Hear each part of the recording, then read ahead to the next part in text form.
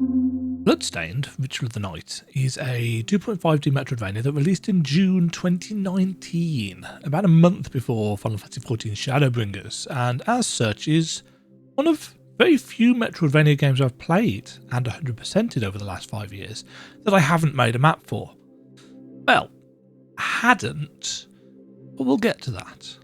First, a reminder that you can check out my entire catalogue of metroidvania maps at www.demajen.co.uk, where you can find an alphabetised list of every game I've mapped over those last few years. If you like what I do and want to support me, above and beyond liking the video, subscribing for more, you can head to coffee.com/Demajen and drop me a donation, or maybe purchase one of the super high resolution maps I've got for sale in the shop.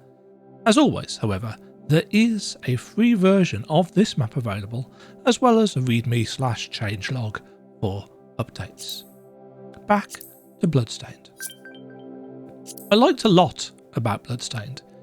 It has a sense of humour, plenty of fan service, and an antagonist who I could spend the entire game calling Gerbil, which I did. But it was incredibly janky in places, and its storytelling was pretty poor to say the least. The crafting system was a highlight, and there were a huge number of weapons to try, but it was really the shard system, the evolution of the tactical soul system from Aria and Dawn of Sorrow, that opened up the gameplay and the world and allowed you to explore the map in the classic expected Metroidvania style. But oh lord, the map. I've got a lot of problems with Bloodstained's map. I mean, it works, but I can't say much more positive than that. It kept the classic Symphony of the Night style aesthetic, but that's turned into a kind of stretched out blue rectangular mess which lacks character or any of the real quality of life features you might wish for or expect from a more modern Metroidvania title. There's no colour-coded areas, there's only a single type of custom pin to mark an area of interest, so you have to try and remember, well, why did I mark that? Can I get back through that yet? And let's not even start on the twisty-bendy space that is the Tower of Twin Dragons, where I'm sure the developers of the map code were given some real issues by the developers who actually did the 2.5D space. I got about halfway through my first playthrough of the game, which I was playing as I was working in a school at the time, and therefore it was taking me quite a while to get through, and I discovered that, with some relief, somebody had actually already started mapping the game, and I literally was relieved, because not only was I running out of time before Shadowbringers launched, but also because I didn't really feel like trying to turn this stretched blue mess into a map that was more readable, nicer to look at, and more akin to some of the maps that I've been producing even back then. But that was 2019. It's now 2023, I'm right at the end of my summer holiday, and somebody who'd supported me for other games asked me whether I'd done a map for Bloodstained, and I hadn't, and I'd completely forgotten about it, as it turns out. So I took a look at those maps that other people had produced, because I was just going to link one of those to this supporter, and let's just say a lot of the maps out there are a challenge to look at, or have got incomplete or incorrect information. So I set out to do something about that, because I got the time.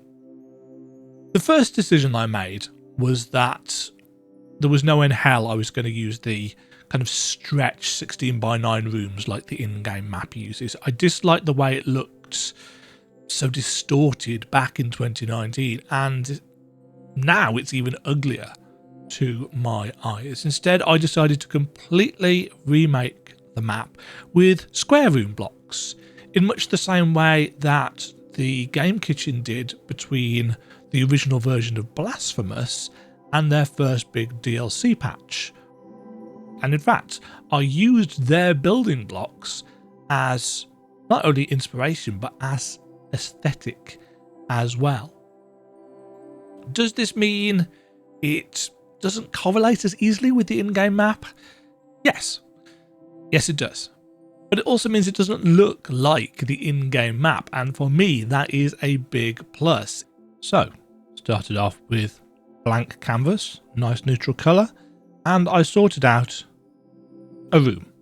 A single room, no exits, no entrances, just a square of the appropriate size that I knew I could scale up to my heart's content.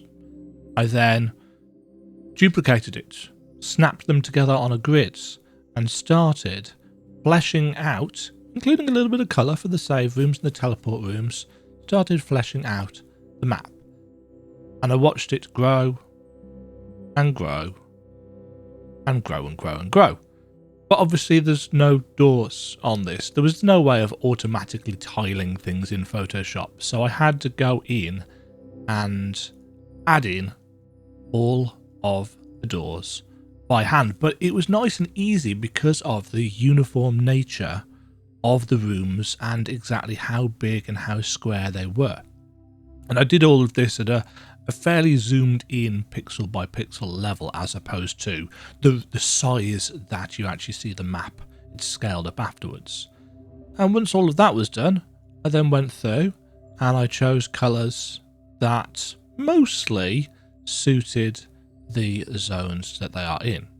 And from there, I just started adding the icons and so on and so forth. And we go from this, which is the in-game map, to this.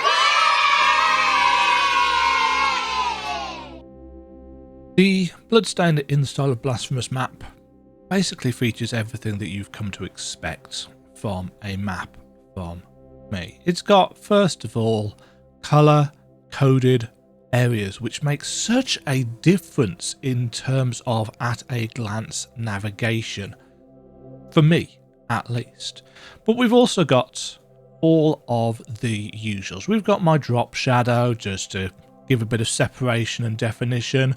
We've got little notes about what abilities to use. These are usually suggestions as opposed to hard-coded facts. I'm sure there is some tech that will let you get around these things. We've got all of the MP ups, all of the HP ups, all of the bullet capacity ups. We've got where the game starts. We've got anything that is hidden behind a breakable wall, and there's a lot of them. Break wall is noted on there. We've got the save points, we've got the teleport rooms, we've got any breakable walls that you need to shoot down or destroy in some way, shape or form.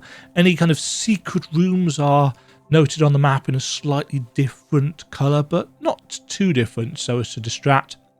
All of the chests that you can pick up that contain crafting components are marked on here, and it tells you up next to the title of the area what can be in those. It's randomized. You're not likely to get all of those. Those are area wide, but any exceptions, like for example this particular chest here in the Gallium Minerva, which has corn seeds, rice seeds and potato seeds, any exceptions are marked on clearly for you. All the weapons are here. All the potions. These are all in chests as well. We've also got the bosses and boss doors. We've got the NPCs, which have got the actual in-game little purple icon because I quite liked it, including the 3 main kind of quest lines that you can complete for them, as well as any key items that they can give you. We've got levers in certain places, specific ones rather than every single one in the game. This little symbol here is for invert. I don't think I actually specifically mentioned that anywhere on the map. I could probably make that clear, and it might not actually keep that. I might change that. But that's where you can use invert to get yourself little bonuses. I've marked on the water areas so that you know that you can't get through there until you've got the ability to either sink underwater or the aqua stream ability as well. Same goes for the entrance. All the chests are here, but there's a couple in different places where you've got specific things that you can get from them. But everything is on here. These little pink bars here are the barriers. They're not necessarily doors, but they're barriers of some sort that you need a reflecting ray to get past.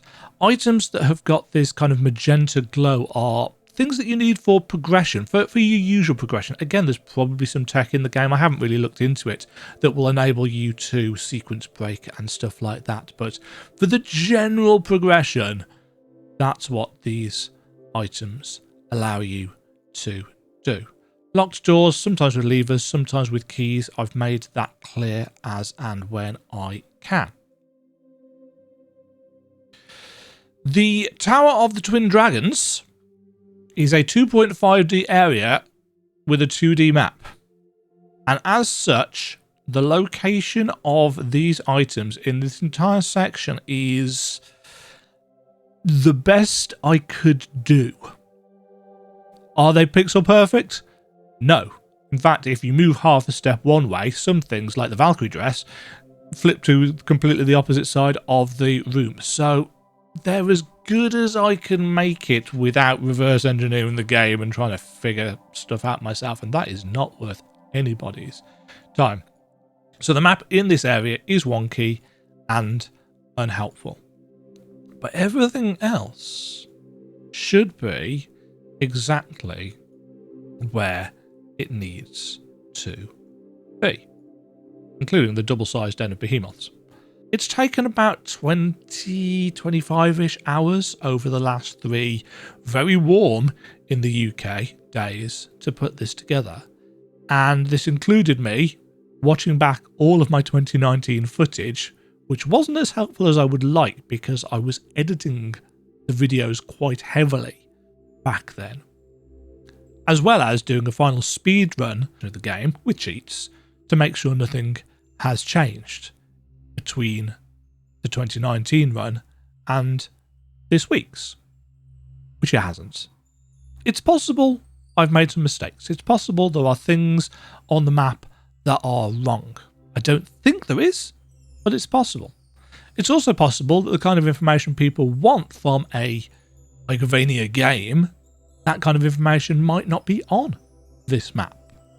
If that's the case, let me know in the comments. I can probably do something about that. There is, however, and this might sound quite harsh, no point asking me to do a version of this map based on the original in-game map graphics. I've just got no interest in trying to make something with that in-game map look good and usable and readable. Sorry. Thank you very much for watching. Thank you very much for the support. There is a version of this available for free in the Google Drive, link in the comments and the description below. There's also a version of this available in my coffee.com shop. Check that out. Again, the link is in the description and the top comment. Bloodstained, Ritual of the Night. Only 4 years too late.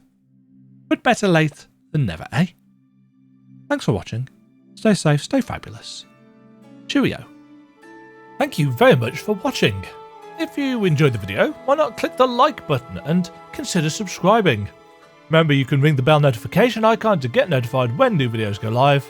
And until next time, cheerio.